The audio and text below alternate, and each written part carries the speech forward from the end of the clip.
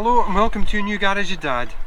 And leading on from Cambeltgate, I noticed that the 1.6 FSI has got a slight misfire. So I've got my VAGCOM and I'm going to plug it in and see what's wrong with it.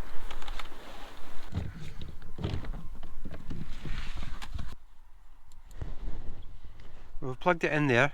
Now put it into the engine module and it's showing multiple cylinder misfire, cylinder 2. So I'm going to go into the engine bay and have a look. So looking at the engine, I assume that they are numbered 1, 2, 3 and 4, and the first thing I'm going to do is to swap over number 2 and number 4, and if the misfire moves from 2 to 4, then I know that it's the coil. Failing that, the next move is to swap the spark plugs from number 2 to 4 and see if that sorts it.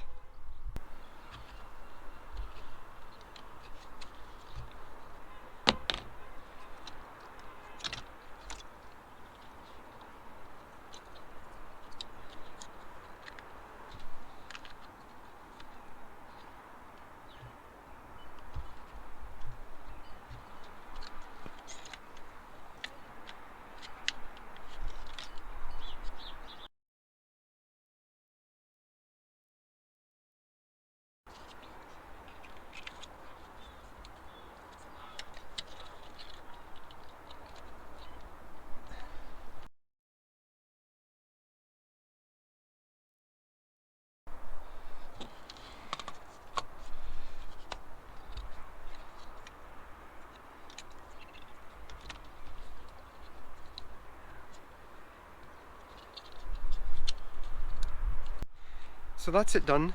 I'm going to clear the codes now and start up the engine and then test it again on the VCDS.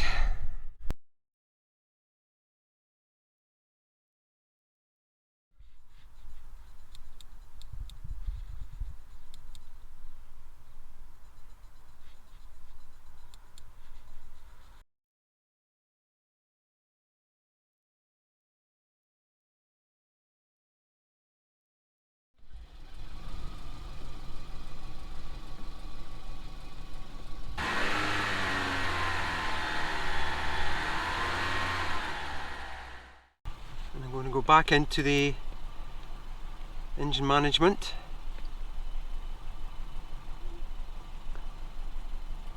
and I'm going to read the fault codes. Air intake leak detected. At the moment there's no other code showing, so I'm just going to run the engine for a while and then retest it later. The leak detected code could be something to do with this because it's really slack and it's not forming a proper seal in there. So I'm going to take this off and tighten it all up and see if that knocks off that code. But it seems to be running alright at the minute. So I've taken this off, it just fits in here. And it's very loose and it's causing an air leak around the seal here. And if you look at it, you've got this piece here. So I'm going to try and flatten them off and tighten it up and see if that makes a difference and knocks the code off. So I managed to push these down a little bit, squash them in, and I noticed that the rubber had been marked by this part here, so I'm going to turn it over and you've got the flat side here which should sit a bit better and a bit tighter on this part. So I'll put that on.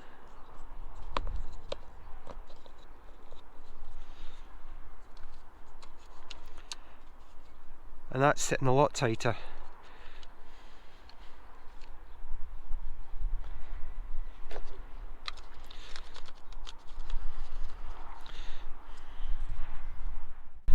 So we'll start it up, run it for a little while, put the VAGCOM back on and see if the code is still there.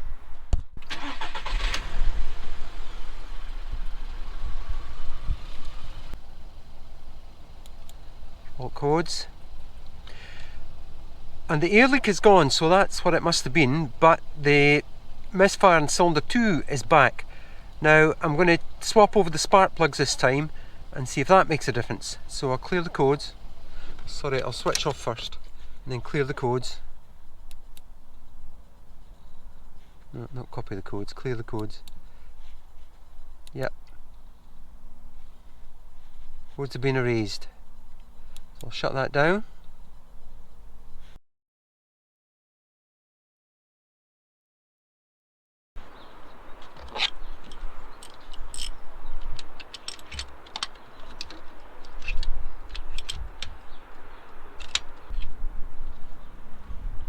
Rubber's gone in the socket. Use my magnetic tool to get them out. That's that one.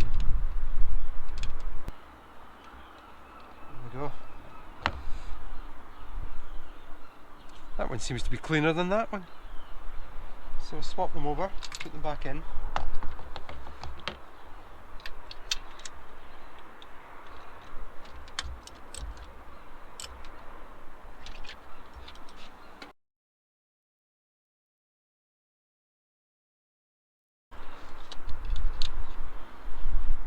There you go, that's them swapped over, so we'll give it a go now.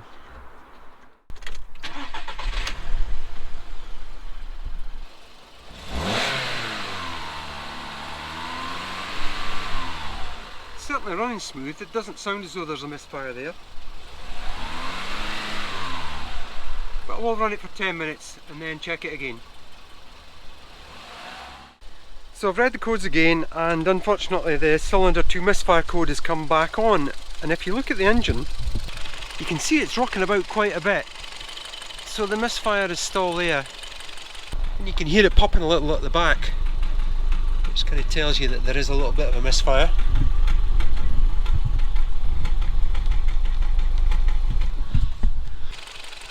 And I've replaced the spark plugs and I've replaced the coil packs. So I went onto the online forums and someone suggested that it could be an injector fault. The injectors, I can get a second-hand injector pretty reasonable. The only problem is you've got to take off everything at the back of the engine again, which I'm not really looking forward to doing. I'm just going to run the car for a little while. I've put injector cleaner in the fuel, and I'll run it hard and fast for a little while and see if that clears it. You know, if it is a problem with the injector, hopefully the cleaner might sort it. So I'm going to do that and see if it has any effect.